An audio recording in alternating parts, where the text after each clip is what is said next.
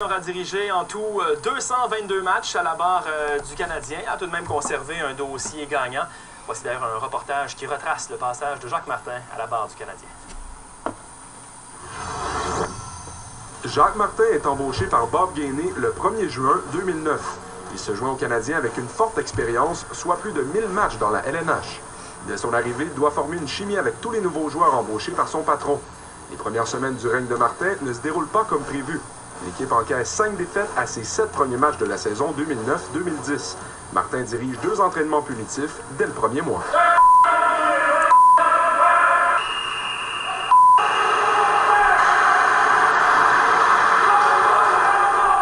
Manque d'effort à certains moments, manque de détermination. En novembre, Guillaume Latendresse passe au Wild du Minnesota en retour de Benoît Pouliot. Avant son départ, Latendresse écorche Martin. Je savais que je n'étais pas le préféré de Jacques Martin. J'ai toujours compris ça depuis le début de la saison. Les communications ils ont été assez minimes. Dans les mois qui suivent, le Canadien accède aux séries en grande partie grâce au brio de Jaroslav Halak. Je pense que peut-être la formule, c'est de donner des lancers. Délangé, Ovechkin, il s'avance, le tir du revers bloqué par Halak. Halak mène le Canadien au 3e tour des séries, mais le parcours prend fin en 5 matchs contre les Flyers. Après une saison sans capitaine, Brian Junta est élu au début de la saison 2010-2011. Brian est bien équipé pour faire face à des responsabilités de capitaine de cette équipe.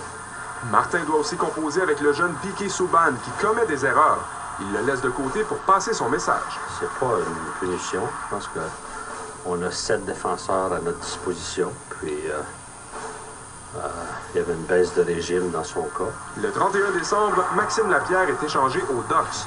À son tour, il blâme Martin. C'était évident que je faisais pas partie des cartes de jeu de Jacques Martin. Ça ne tentait pas de m'utiliser plus qu'il faut. Je m'en allais plus nulle part, puis il me donnait pas vraiment la chance de me faire valoir pour une dernière année de contrat. Entre le 1er décembre et le 1er mars, le Canadien ne signe que 18 victoires en 39 matchs.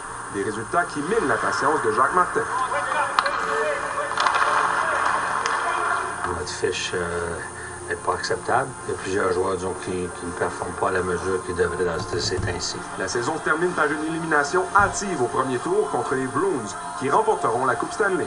La saison 2011-2012 s'annonce très positive pour le Canadien. Et on a amélioré notre profondeur. Si on regarde l'acquisition d'Eric Cole, un retour en santé d'un Max Pacioretty. Le scénario tourne au vinaigre en début de saison. Martin est blâmé pour son utilisation de Cole. Il apporte un élément à notre équipe, mais ce n'est pas le sauveur de notre équipe. Le pire début de saison du Canadien depuis 1938 et le manque de constance de l'équipe finissent par rattraper l'entraîneur qui perd son emploi. Tout au long de son règne, Jacques Martin a dû composer avec des critiques qui ne l'ont jamais vraiment affecté. Il y a des joueurs qui vont être d'accord avec ce que tu fais, il y en a qui ne sont pas d'accord, il y en a d'autres qui sont dans le milieu. Donc c'est pas un concours de popularité. Mais cette fois, Martin n'aura pas été en mesure de corriger la situation.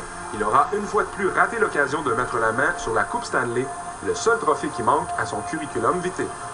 Patrick Friolet, RDS, Montréal.